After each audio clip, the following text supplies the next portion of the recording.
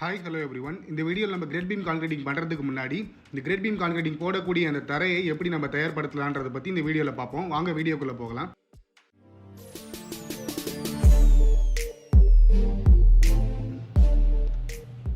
Great பீம்ன்றது நம்ம தரை மட்டத்தில் போடக்கூடிய பீமு. சாயிலுக்கு மேலே இந்த பீம் வந்து ரெஸ்ட் ஆகிருக்கும். ஸோ இந்த பீமை வந்து நம்ம எப்படி ரெடி பண்ணலாம் அப்படின்னா, நம்ம பில்டிங்கில் போடக்கூடிய மற்ற பீம்ஸுக்கும் இந்த பீமுக்கும் என்ன வித்தியாசம்னா, மற்ற பீம் எல்லாமே நமக்கு வந்து தரையில் கான்டாக்ட் இல்லாமல் இருக்கும். அதே இந்த கிரேட் பீம் ஆனது நமக்கு வந்து போடக்கூடிய சாயில் சர்ஃபேஸ் மேலே கான்டாக்டில் இருக்கும். அதனால் இந்த கிரேட் பீம் கான்கிரீட்டிங் போடுறதுக்கு முன்னாடி நம்ம அந்த போடக்கூடிய சாயில் சர்ஃபேஸை லெவல் பண்ணிவிட்டு அதுக்கப்புறம் நம்ம இந்த கிரேட் பீமை போடணும். இதோட அரேஞ்ச்மெண்ட் எப்படி இருக்கும்னா, மண்ணுக்கு மேலே நமக்கு போடக்கூடிய அந்த லேயர், அதுக்கு மேலே பீம், இந்த பீமு கீழே போடக்கூடிய லேயர் தான் வந்து சப் லேயர்.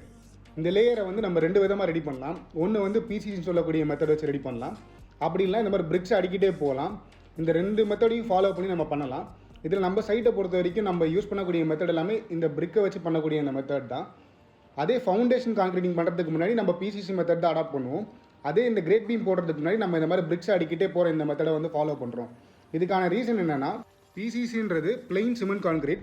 சிமெண்ட்டு, மணல், ஜெல்லி இதெல்லாமே 1:5:10 ரேஷியோவில் மிக்ஸ் பண்ணி இது வந்து கான்கிரீட் போடுற லெவலுக்கு ரொம்ப வெட்டாக இல்லாமல் ட்ரை மிக்சராக போடுவோம், செமி ட்ரை மிக்சராக போடுவோம். இந்த செமி ட்ரை மிக்சர் போட்டதுக்கப்புறம் நம்ம இதை லெவல் பண்ணி இதுக்கு மேலே வந்து நம்ம எங்கெல்லாம் பீம் ஷட்டரிங் பலகை வரப்போதோ லெஃப்ட் அண்ட் ரைட்டில் பீம் ஷட்டரிங் பலகைக்காக ரெண்டு பக்கமும் வந்து மார்க்கிங் பண்ணுவோம். ஸோ இந்த மார்க்கிங்கை பேஸ்லைனாக வச்சு தான் நம்ம ரெண்டு பக்கமும் வந்து பீம் ஷட்டரிங் பலகையை வைப்போம்.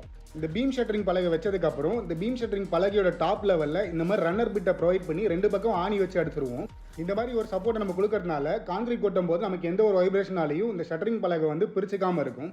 அதே பாட்டம் லெவல், பீமோட பாட்டம் லெவலில் பொறுத்த வரைக்கும் இன்னரில் வந்து நம்ம வந்து ஸ்பேசர் பிட்டை கொடுத்துருப்போம். ஸ்பேசர் பிட்டுன்றது நம்ம யூஸ் பண்ணக்கூடிய இந்த ரெயின்ஃபோர்ஸ்மெண்ட் ராடை வந்து எவ்வளோ பீமோட வித்து இருக்கோ அதுக்கேற்ற மாதிரி கட் பண்ணி நடுவில் சென்டரில் ஒன்று, ஸ்டார்டிங்கில் ஒன்று, எண்டில் ஒன்றுன்னு சொல்லிட்டு வச்சுருவோம். அதுவே இந்த பீம் ஷட்டரிங் பலகையோட அவுட்ரு வந்து ரிஜிடாக இருக்கிறதுக்காக இந்த மாதிரி மண்ணை வந்து குமிச்சு அதை வந்து நம்ம டைட் பண்ணிடுவோம்.